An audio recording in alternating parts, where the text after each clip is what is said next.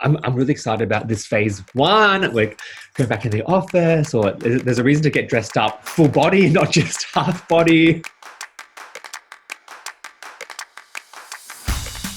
Nothing beats a real life editorial meeting, and when ideas are like just bouncing off each other and having that dynamic. You didn't realize how stressed you were until you actually got out of it, came back to the office, huddled with your colleagues, and you're like, oh my gosh, that period, it was horrible. It really helped in terms of morale, in terms of the spirit, because you know that you're not alone. It was just all engines go, and everyone was running around doing shoots and writing stories, interviewing people. I think just kind of relieved that we're finally doing something rather than just talking about it. We wanted a visual motif for launch, so we bought the rights to this beautiful purple orchid. It represents vibrancy, resilience, and hardiness. And I think those attributes are so apt for launching Vogue in this year. We want to be known as very art and design oriented, so we worked with different Asian creatives where we got them to put their spin and their take on the Vogue Singapore. Studio Nari came back with this proposition that strange is beautiful. They took the Sanskrit from the Singapore stone and the curves of the buzz and the orchid, and they created this Vogue Singapore font. And the way we use it in the book is like an image. It's not that legible, it's just meant to be super beautiful. So besides the editorial consideration, we added on one more element, the Vogue Foundation. The intention is to help and support local talents with the foundation, with educational programs, and with prizes. This is very, very important to create like a circular economy for our publication, but as well for the fashion industry. All our readers are very much interested in supporting creatives, and we wanted to integrate them into the conversation. So we said, whenever you do a subscription, part of the money will go back to the Vogue Foundation. For the orchid dress that was done by Robert Woon, we had a fundraiser, we auctioned it off, and all the funds went back to the foundation. I just need to stand behind it.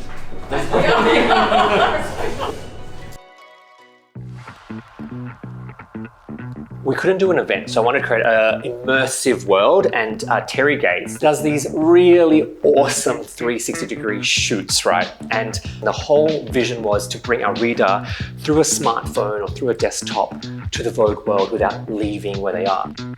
You could navigate around that space, click on things and link to different experiences. The main challenge is that there's a lot of moving parts with this kind of shoot, different images of the same person all around the room.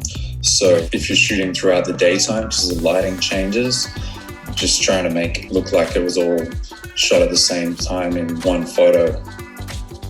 With the pandemic and everything, it became quite difficult to get some of the samples. So we decided to focus on pre-fall rather than going for the new fall collection. I focused on two main colors, the fuchsia and the red, to give it a sense of freshness and happiness and a very positive vision.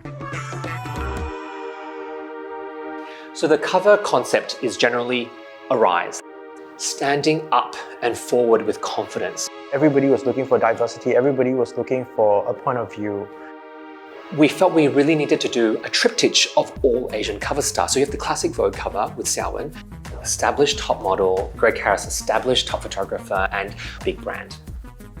And then we wanted one that was young and fresh and celebrity, so not just a model.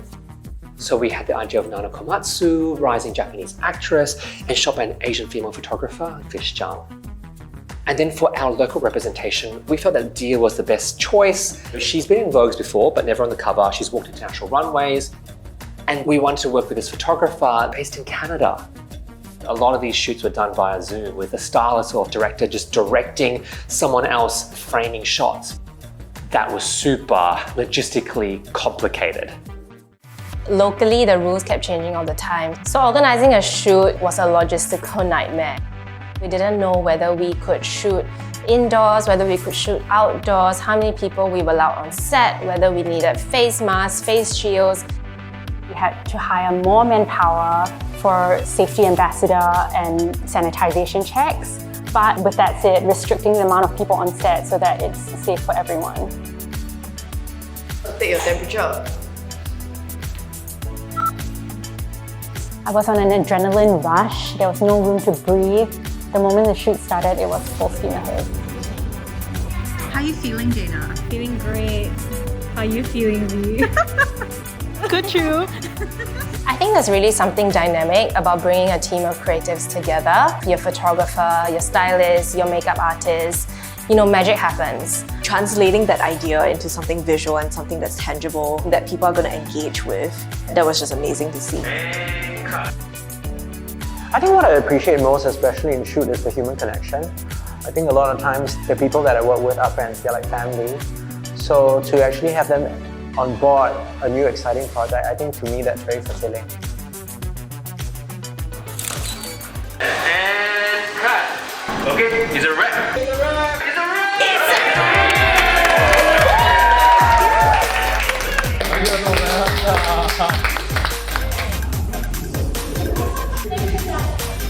The energy today was so great. We went to so many cool places. I had a really great team behind me. I'm just waiting to see the results of it when it comes out. I really had a great time shooting today. And everyone on set was amazing. So after every shoot, like any project, it's just a complete sigh of relief. But that sigh of relief is like, what, 2 exhales? And then you're like, next, and then you're just off again and in panic mode all over again. I don't really relax till it's all done and it's laid out on the page.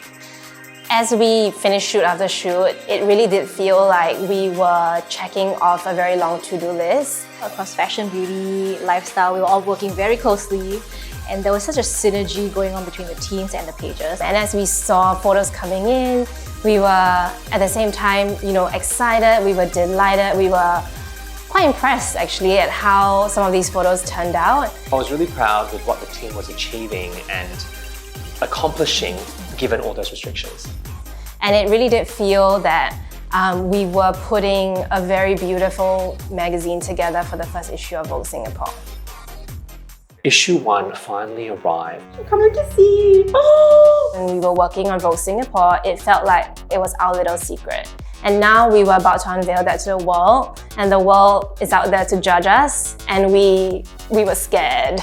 We're launching next week, it's under control. Hi, look, I'm looking at the poster and it looks really, really bad. Just a day before launch. Okay, in half an hour, we're gonna go live. And I think all of us were just like, all holding our breaths.